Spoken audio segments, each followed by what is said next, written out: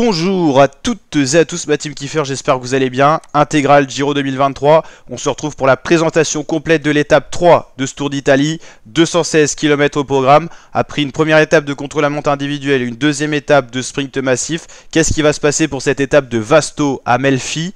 Ça sera un peu plus vallonné dans le final. Il y aura un sprint intermédiaire en plein milieu du parcours, deux côtes, une de troisième et une quatrième catégorie dans le final, un autre sprint intermédiaire et l'arrivée à Melfi après donc une route un peu vallonnée.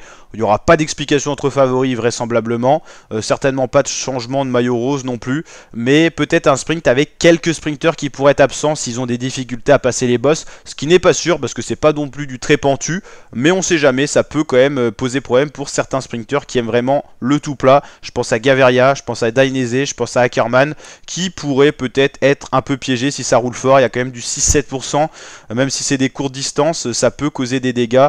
Et si les équipes comme celle de Michael Matthews, celle de Kurt Nielsen qui passe bien les bosses, vont peut-être rouler pour justement lâcher les sprinteurs les plus forts du peloton. Donc à voir ce que ça va donner. Voilà. Faire un pronostic pour cette étape-là, pour un vainqueur d'étape, c'est compliqué. On a souvent analysé un petit peu la stars list du Giro pour vous faire un pronostic. Ça peut être un puncher qui gagne cette étape, ça peut être une échappée qui va au bout aussi. Est-ce que les équipes de sprinters vont rouler toute la journée alors qu'ils ne sont pas de garantie que leur sprinter passe?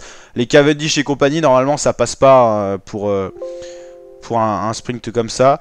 Je pense plutôt à des Magnus Cort Nielsen, à des Michael Matthews qui peuvent jouer ce genre de victoire d'étape parce qu'ils passent bien les bosses et parce qu'ils ont quand même une bonne pointe de vitesse. Mais à tout moment, ça peut être un Thibaut Pinot ou un Warren Barguil qui ont également des bonnes pointes de vitesse. Donc voilà, à voir ce que ça va donner ma team en tout cas. Et n'hésitez pas à liker la vidéo si elle vous a plu, votre petit pronostic en commentaire. Et je vous dis à très bientôt pour de nouvelles vidéos. Ciao ciao.